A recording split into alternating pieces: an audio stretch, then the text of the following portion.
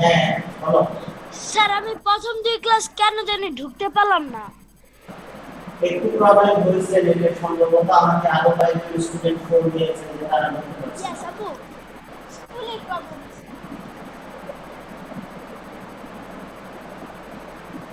মামা, মামা। Dear students, according to your new daily class routine, today is for English second paper class, right? So,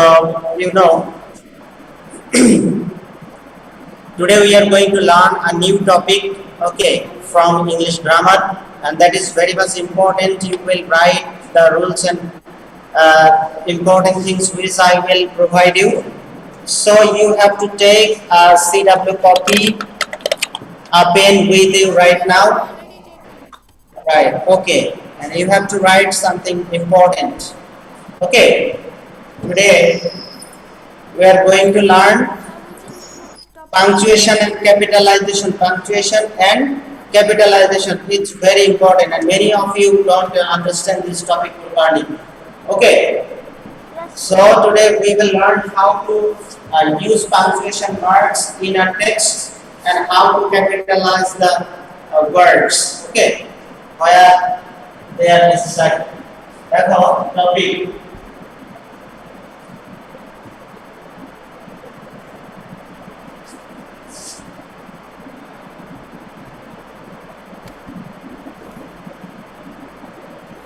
punctuation and capitalization. আচ্ছা কেউ কি আমাকে বলতে পারবে যে আসলে আমাদের আজকের টপিকটা আসলে কি নিয়ে আলোচনা করতে যাচ্ছি, আমরা কি শিখবো আজকে? কেউ আমাকে বলতে পারবে এই ক্যাপিটালাইজেশন আর পাঞ্চুয়েশন বলতে আসলে কি বোঝায়, কোন জিনিসটাকে বোঝায়? বিরাম চিহ্ন, ভেরি গুড। জ্যোতি চিহ্ন বা সেট চিহ্ন, আমরা এটাকে জ্যোতি চিহ্ন বা সেট চিহ্ন বলে থাকি বাংলায়, আর ইংলিশে এটাকে বলা হয় পাঞ্চুয়েশন মার্কস। তো হ্যাঁ, সবাই খাতা কলম নিয়েছো? যাই হোক, বোর্ডে এই বিষয়টা অনেক বড়, this is a big topic. So আমি বোর্ডে লিখতে গেলে অনেক সময় নষ্ট হবে। আমি স্ক্রিন শেয়ার করছি, তোমরা এখান থেকে আমি যে গুরুত্বপূর্ণ অংশগুলো লিখে নিতে বলবো সেগুলো তোমরা লিখে নিবা। তোমরা কি কিছু দেখতে পাচ্ছো? স্যার দেখতে পাচ্ছি। আচ্ছা, এখন দেখতে পাচ্ছো সব? আচ্ছা, আমি এখন কিছু লিখবে না, যে অংশটুকু লিখতে বলবো সেই অংশটুকু লিখবা, ঠিক আছে?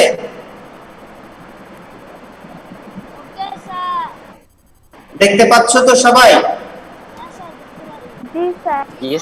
আচ্ছা, ওকে। দেখো এখানে আমাদের টপিকের নাম পাংচুয়েশন এন্ড ক্যাপিটালাইজেশন। প্রথমে আমরা পাংচুয়েশন অর্থাৎ কিভাবে full stop, note of interrogation, colon, apostrophe এগুলো ব্যবহার করতে হয় সে বিষয়টি জানবো। এরপরে আমরা জানবো হলো তোমার ক্যাপিটালাইজেশন অর্থাৎ বড় হাতের যে লেটার বর্ণ আমাদের ব্যবহার করতে হয় সেটা আমরা পরবর্তীতে শিখব।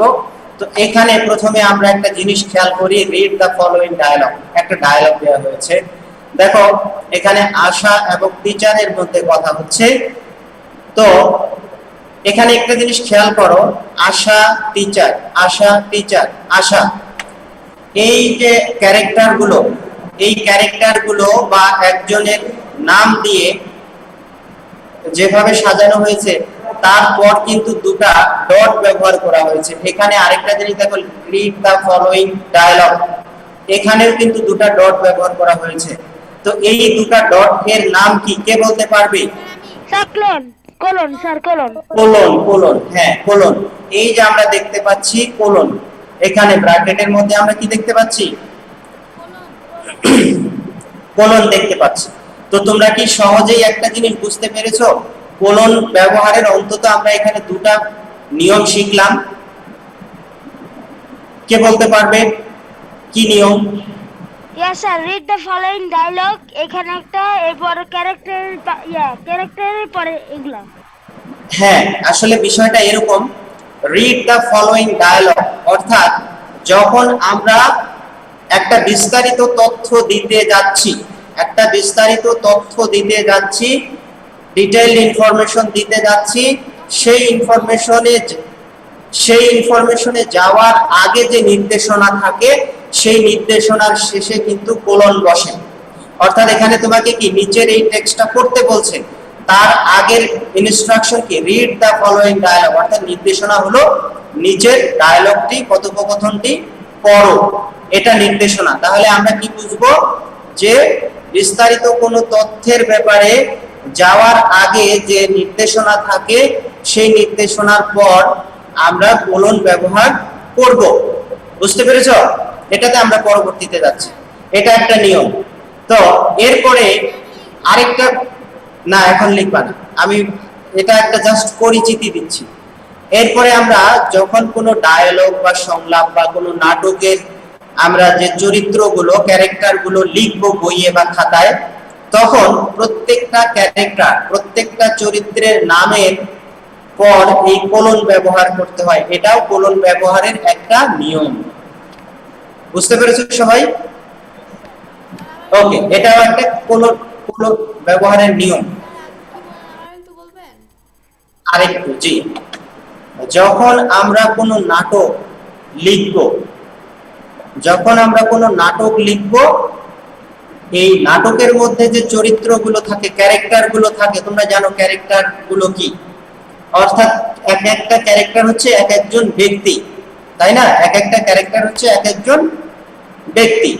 তো হ্যাঁ, সেই ব্যক্তিগুলোর নাম লেখার পর পরই আমরা কোলন ব্যবহার করব।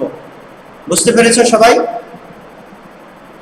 ওকে, তো এখানে আশা একটা ক্যারেক্টার, তার নামের পর কোলন দেওয়া হয়েছে। টিচার একটা ক্যারেক্টার, তার নামের পর কোলন দেওয়া হয়েছে। আশা এবং টিচারের মধ্যে যে কথা হচ্ছে সেটা আমরা বুঝতে পারছি এখানে আশার পর কোলন দেওয়ার কারণে এবং টিচারের পর কোলন দেওয়ার কারণে আমরা বুঝতে পারছি যে এটা একটা ডায়ালগ অথবা একটা নাটকের সংলাপ, যেখানে আশা একটা ক্যারেক্টার এবং টিচার একটা ক্যারেক্টার এবং দুজন ব্যক্তি, তাদের নামের পর আমাদের এভাবে কোলন ব্যবহার করতে হবে। বুঝতে পেরেছো? ওকে, এখন দেখো আশা কি বলছে, may I come in sir. দেখো মে আই কাম ইন, এখানে একটা কমা দেওয়া হয়েছে, স্যার এরপর একটা নোট অফ ইন্টারোগেশন দেয়া হয়েছে। তো দেখো এই চিহ্নগুলো খেয়াল করো, এগুলো নিয়ে আমরা বিস্তারিত কথা বলবো। এরপর টিচার বলছে ইয়েস, দেখো ইয়েস বলার পরে একটু থামা হয়েছে, এই জন্য এখানে কমা দেওয়া হয়েছে। কামিং, কামিং আসতে বলার পরে বাক্য শেষ হয়েছে, সেজন্য এখানে ফুল স্টপ দেওয়া হয়েছে। কংগ্রাচুলেশনস, অর্থাৎ যখন আমরা কোনো এক্সক্লেমেশন প্রকাশ করব, মনের আকস্মিক ভাব আবেগ প্রকাশ করব, কাউকে স্বাগত জানাবো অথবা কাউকে অভিনন্দন জানাবো, সেই কংগ্রাচুলেশনস, ওয়েলকাম এগুলোর পরে আমরা নোট অফ এক্সক্লেমেশন ব্যবহার করি। ঠিক আছে? এরপরে দেখো you have made an excellent results, তাহলে খুব ভালো রেজাল্ট করার কারণে তাকে অভ্যর্থনা, কংগ্রাচুলেশন জানানো হলো। তাহলে আমরা কংগ্রাচুলেশনস জানানোর সময় এই নোট অফ এক্সক্লেমেশনটা ব্যবহার করব। এরপরে বলছে দেখো what about Robin, Nita, Nipa and Tarin. যেহেতু এটা জানতে চাওয়া হচ্ছে, কোশ্চেন করা হয়েছে, বাক্যের শেষে দেখো কোশ্চেন মার্ক দেওয়া হয়েছে। এখন তোমরা একটা জিনিস খেয়াল করো, রবিনের পর কমা, নিতায়ের পর কমা, নিপা এবং তারিনের মাঝে কিন্তু এন্ড ব্যবহার করা হয়েছে, এখানে কিন্তু কমা দেওয়া হয়নি। স্যার একজন আরেকজন, স্যার একজনের নাম। আচ্ছা, জি, আমি তোমাদের বিষয়টা ক্লিয়ার করছি। যখন একই ধরনের পার্টস অফ স্পিচ, একই ধরনের পার্টস অফ স্পিচ দুইয়ের অধিক ব্যবহার করা হবে, যখন একই ধরনের পার্টস অফ স্পিচ দুইয়ের অধিকবার ব্যবহার করা হবে, পার্টস অফ স্পিচ বলতে এখানে দেখো এগুলো নাউন, একই ধরনের parts of speech, Robin noun, Nita noun, Nipa noun এবং তারিন নাউন, একই ধরনের পার্টস অফ স্পিচ ব্যবহার করা হলে প্রত্যেকটি পার্টস অফ স্পিচের পর কমা দিতে হবে এবং শেষের দুটি পার্টস অফ স্পিচের মাঝে এন্ড ব্যবহার করতে হবে, এটা একটা নিয়ম। বুঝতে পেরেছো? Yes, sir. ওকে, এখানে যদি রবিন, নিতা এবং নিপা এর কথা বলা হতো, তারিন না থাকতো, তাহলে এই এন্ডটা এখানে নিতা এবং নিপা এর মাঝে হতো। বুঝতে পেরেছো সবাই? Yes, sir. আবার যদি রবিন এবং নিতা, শুধুমাত্র রবিন এবং নিতা হতো, তাহলে কোনো কমা বসতো না। কি হতো? স্যার শুধু এন্ড ব্যবহার, শুধু এন্ড বসতো। ওকে, তার মানে বুঝতে পেরেছো বিষয়টি। তাহলে একই ধরনের পার্টস অফ স্পিচ পরপর বসলে প্রত্যেকটিকে কমা দিয়ে আলাদা করে দিতে হবে এবং শেষের দুটির মাঝে এন্ড বসবে। ক্লিয়ার? ওকে, এখন টিচার বলছে, আচ্ছা, আশা বলছে everybody has done well except Robin. বাক্য শেষ, full stop. He is also a brilliant student. এখানে দেখো, এটা একটা complex sentence. He is also a brilliant student yet he failed। বলছে যদিও সে একজন মেধাবী ছাত্র, তারপরও সে এখানে অকৃতকার্য হয়েছে। তাহলে এই যে yet কনজাংশনটি যুক্ত হওয়ার আগে আমরা এটা কোন চিহ্ন ব্যবহার করলাম? সেমিকোলন। এই দেখো সেমিকোলন, তাহলে এটার নাম হচ্ছে সেমিকোলন। ওকে, এরপর টিচার বলছে সো স্যাড। তাহলে এই সো স্যাড দিয়েও কিন্তু দুঃখ, কষ্ট, শোক, যাতনা, মনের কষ্ট প্রকাশ পেয়েছে। আমরা জানি আমাদের মনের আবেগ যেই শব্দগুলো দিয়ে প্রকাশ পায় সেগুলোর পরে নোট অফ এক্সক্লামেশন বসে। হ্যাঁ, যেমন এখানে আনন্দ প্রকাশ পেয়েছে বা হলো মনের আনন্দ থেকে তাকে স্বাগত জানানো হয়েছে, সেই জন্য এখানে নোট অফ এক্সক্লামেশন দেয়া হয়েছে। এখানে মনের কষ্ট প্রকাশ পেয়েছে, এখানেও নোট অফ এক্সক্লামেশন ব্যবহার করা হয়েছে। বুঝতে পেরেছো? ওকে, এরপর বলছে লেটস কল হিম। লেটস, এই যে একটা অ্যাপোস্ট্রফি দেখতে পাচ্ছ, এটাকে অ্যাপোস্ট্রফি বলা হয়। এই দেখো অ্যাপোস্ট্রফি, তো এটাকে অ্যাপোস্ট্রফি বলে, আর এর সাথে এস রয়েছে, তাই এটাকে বলা হয় অ্যাপোস্ট্রফি এস। তো আমরা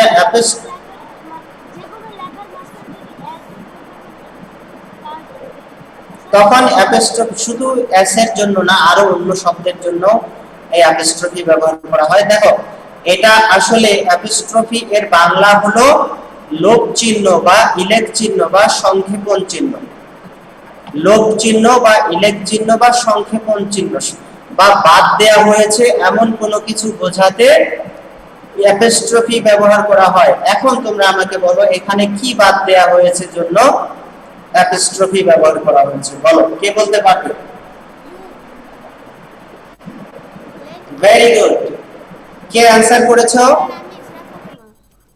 সিরাত Fatima, thank you very much. হ্যাঁ, এখানে আমরা আজকে সংক্ষেপে এস দিয়ে প্রকাশ করেছি, ইউটা উঠিয়ে দেওয়া হয়েছে, ইউটাকে ওমিট করা হয়েছে, এই জন্য এখানে অ্যাপোস্ট্রফি ব্যবহার করা হয়েছে। দ্যাট মিন্স বাংলায় এটাকে বলা হচ্ছে ইলেক চিহ্ন বা লোপ চিহ্ন বা সংক্ষেপণ চিহ্ন।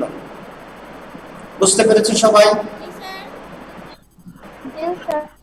তাহলে কোনো লেটার বাদ দিয়ে আমরা যদি কোনো কিছু লিখি, সংক্ষিপ্ত কোনো কিছু লিখি, যেমন ডন্ট লিখতে গিয়ে আমরা ডু নট না লিখে DONT ডন্ট লিখি, ও তুলে দিয়ে আমরা এখানে একটা অ্যাপোস্ট্রফি ব্যবহার করি, সেটার কারণে মূলত অ্যাপোস্ট্রফি বা ইলেক চিহ্ন ব্যবহার করা হয়। হ্যাঁ, বুঝতে পেরেছো সবাই? ওকে, শব্দকে সংক্ষেপে লেখার জন্য, দুটি শব্দকে একত্র করে সংক্ষেপে লেখার জন্য যে লেটার বা লেটার সমূহ বাদ দেওয়া হয় তার পরিবর্তে অ্যাপোস্ট্রফি ব্যবহৃত হয়। গুড। তাহলে এটাকে আমরা পূর্ণ শব্দ করলে হবে লেট আস। ওকে, তাহলে কি হলো? Let's call him and discuss about it. তাহলে তাকে ডাকা যাক এবং এই বিষয় নিয়ে আমরা কথা বলি। এরপরে বলা হচ্ছে, আশা বলছে উই আর ভেরি গ্রেটফুল। দেখো উই আর এখানে কি নেই? বলো, এ নেই। Very good. এ নেই, Yes, sir. এ নেই। We are এর জায়গায় where. হ্যাঁ, ওয়ার, তাহলে এখানে এ নেই, সংক্ষিপ্ত করা হয়েছে, দুটি ওয়ার্ডকে একত্র করা হয়েছে সংক্ষেপে, তার মানে এ বাদ দিয়ে এখানে অ্যাপোস্ট্রফি ব্যবহার করা হয়েছে। ওকে, তাহলে we are very grateful to you sir।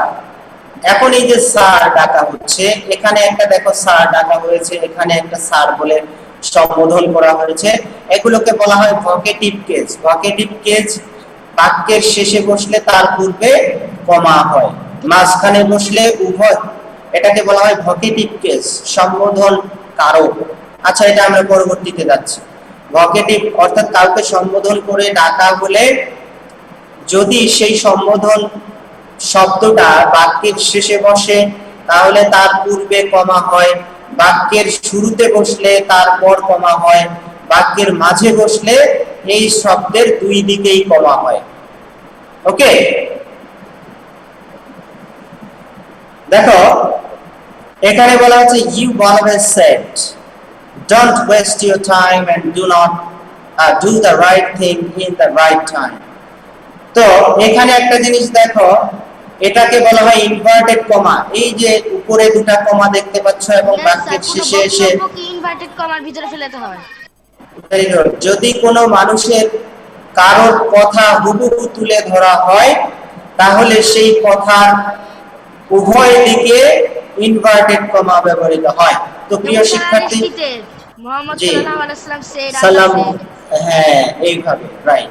তো দেখো এখন আমরা শব্দগুলো এই চিহ্নগুলোর সাথে পরিচিত হই এবং এগুলোর নামগুলো তোমরা লিখে নাও। দেখো এখানে উপরে ডায়ালগে পাংচুয়েশন মার্ক হিসেবে ফুল স্টপ ব্যবহার করা হয়েছে, কমা ব্যবহার করা হয়েছে, নোট অফ এক্সক্লেমেশন ব্যবহার করা হয়েছে, নোট অফ ইন্টারোগেশন ব্যবহার করা হয়েছে। জি, তোমরা চিহ্নগুলো লিখবা এবং পাশে তার নাম দিবা, যেমন এই ডটটাকে দিয়ে পাশে নাম লিখবা ফুল স্টপ, কমা লিখে পাশে লিখবা কমা, এরপরে নোট অফ এক্সক্লেমেশন লিখে পাশে লিখে দিবা নোট অফ এক্সক্লেমেশন। এগুলো লিখে নাও। অথবা তোমরা এই যে নিচে দেখতে পাচ্ছ ইংরেজিতে ব্যবহৃত প্রধান প্রধান পাংচুয়েশন মার্কস গুলো নিম্নরূপ, এখানে দেখানো হয়েছে 11টি, এখান থেকেও লিখে নিতে পারো, এখান থেকে লিখে নাও। ইংরেজিতে ব্যবহৃত প্রধান প্রধান পাংচুয়েশন মার্কস গুলো নিম্নরূপ।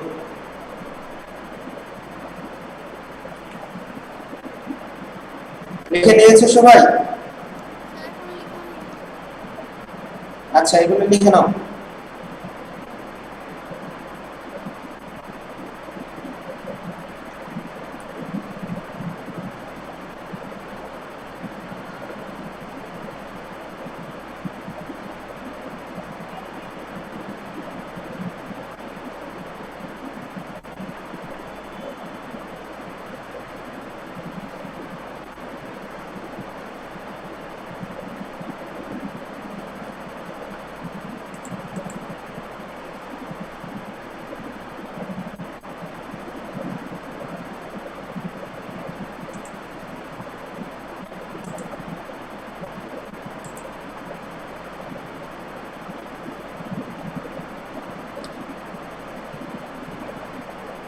দেখতে পাচ্ছ পরিষ্কার?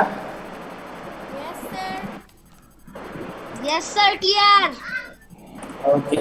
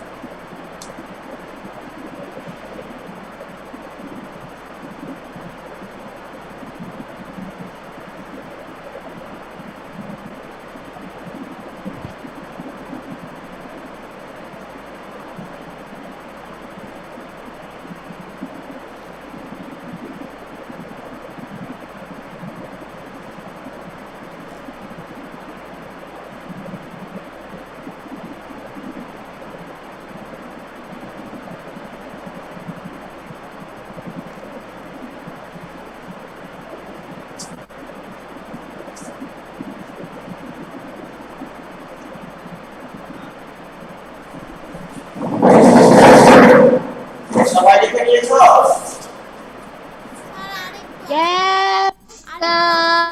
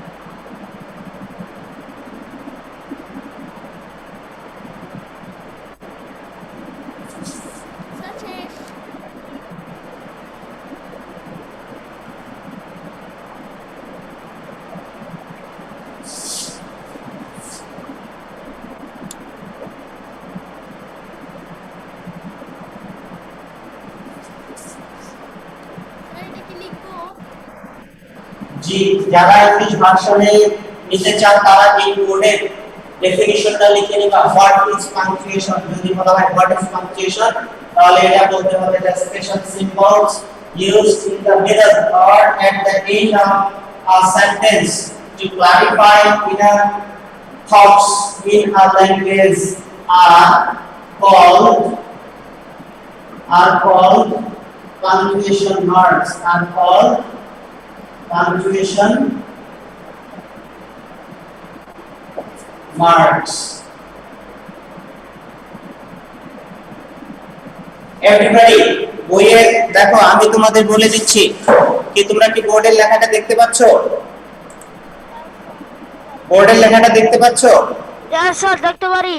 ওকে, শোনো, আমি যেহেতু তোমরা বাংলা ভার্সন এবং ইংলিশ ভার্সন উভয়ই রয়েছে, এখানে বাংলা ভার্সনে যারা স্পষ্টভাবে বুঝতে চাও তারা খেয়াল করো, স্ক্রিনে খেয়াল করো, মাউসের কার্সর যেখানে নড়ছে এই অংশটুকু লিখে নিবা। পাংচুয়েশন কাকে বলে, অর্থাৎ পাংচুয়েশন মার্ক কাকে বলে, হোয়াট ইজ পাংচুয়েশন, তার অ্যানসার হিসেবে লিখে নিবা মনের ভাব ভাষাতে সুস্পষ্ট রূপে ব্যক্ত করার জন্য সেন্টেন্সের মধ্যে বা শেষে বিশেষ কিছু চিহ্ন ব্যবহার করা হয়, এই চিহ্ন সমূহকে পাংচুয়েশন মার্ক বলে।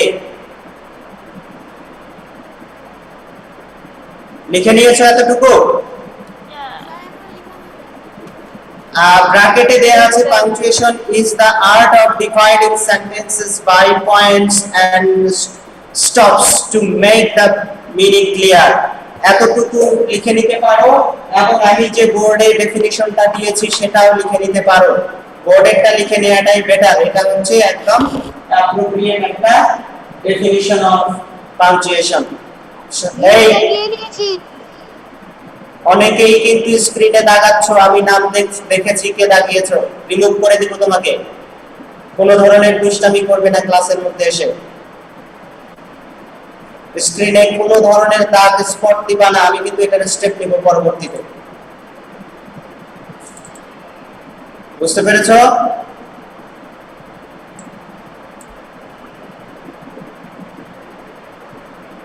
এই যে ইরিনা আকরাম ইকরা, তুমি স্ক্রিনে দাগ দিচ্ছ কেন? আমি তো দাগাই নাই, হয়তো লাগতে গিয়েছে। এটা করবে না, এটা করলে আমি রিমুভ করে দেব। ওকে স্যার, হ্যাঁ বলো। স্যার আমার আশা স্যার তো অ্যাডভান্স লার্নার্সের প্রত্যেকের সবগুলো শেখা। পাংচুয়েশন কি পড়িয়েছেন উনি? না স্যার। তো এটা তোমাদের হাফ ইয়ারলি এক্সামিনেশনে এই সিলেবাসে কিন্তু রয়েছে পাংচুয়েশন মার্ক এবং ক্যাপিটালাইজেশন। তো আমরা এই টপিকটা শেষ করি।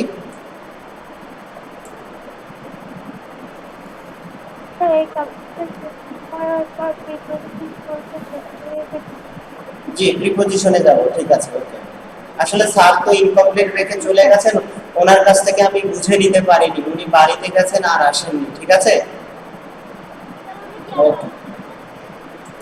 সম্ভবত আসবেন না। আচ্ছা, তোমরা কি লিখে নিয়েছো এতটুকু? সবাই লিখে নিয়েছো এতটুকু?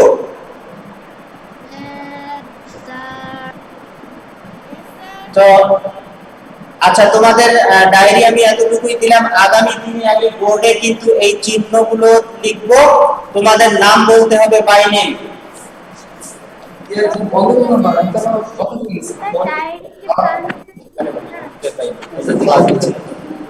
শোনো, তোমরা আজকে সিডব্লিউ যতটুকু দিলাম এটা লার্ন করবে, আগামী দিনে আমি এগুলো নিব। ঠিক আছে, ডায়েরি আর পাঞ্চুয়েশন গুলো আমি লিখে দিব, তোমাদের নাম বলতে হবে, চিহ্ন দেখে নাম বলতে হবে। CW learn. ওকে, তো সবাই ভালো থাকবে, আল্লাহ হাফেজ। আল্লাহ হাফেজ স্যার, আসসালামু আলাইকুম।